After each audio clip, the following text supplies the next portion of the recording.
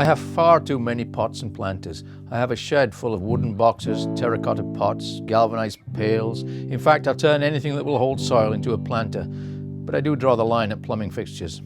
I have old work boots, I've tried open umbrellas, pots, pans, hats, purses, baskets and bowls, even eaves troughs.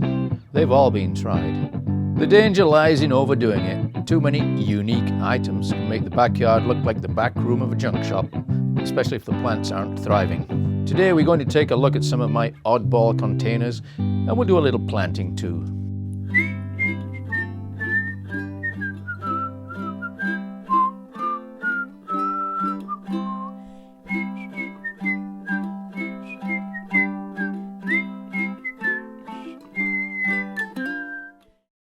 Here's an interesting planter I like to make.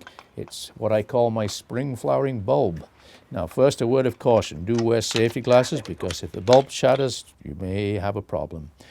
First thing is to nibble away at that black plasticky stuff at the end. It's quite brittle and it will break. Poke a screwdriver in, a narrow screwdriver, and break off the glass filaments inside, and you should be able to shake them out.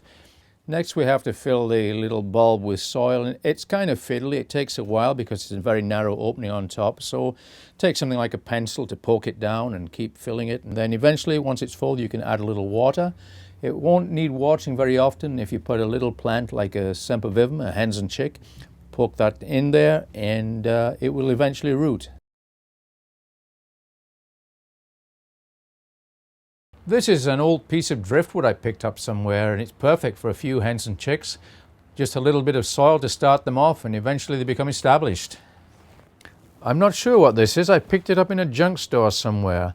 I think it was used to carry these little containers around, which were originally holding oil with a wick to provide light, maybe in the barn. If anyone knows, let me know. These are containers that I hang on my fence with German ivy pouring out of them. Beautiful. Apparently there's sap buckets. I don't know, I found them in the bush. This is one of my current projects, making these lightweight concrete hats. The thing to remember here is you have to have plants that survive without much moisture, so hens and chicks are something of that nature. Little sedums, they do fine. You can't really grow any big flowering plants in them. This is one of my picture frames hanging on the wall here. I made these a few years ago. They're quite easy to make. It's just a plywood back, and in between is a sandwich layer of chicken wire to give something for the roots to attach to. It's only about 1.5 inches deep. Here are some of my other containers. Here's a nice old mop bucket. I love the mop bucket. In fact, I have 2 mop buckets. And over here we have coal scuttles. What's a coal scuttle, Grandad? Google it, kid. This is an old milk churn I found somewhere. I love the rusty finish on it. I'm going to plant this dwarf papyrus in here. It grows to about 36 inches tall, so it's going to be quite dramatic. One thing I like to do with my containers is to mulch the soil surface, because until the plants are filled out, it's exposed and it loses a lot of moisture. We talk of mulching flower beds, but it applies equally to containers. In this container over here, I'm using pebbles because it's more suited to the type of plants I have in it. This is an old wash tub. A few succulents in here that are not hardy. I have to keep them inside over winter, but they look great with this particular mulch.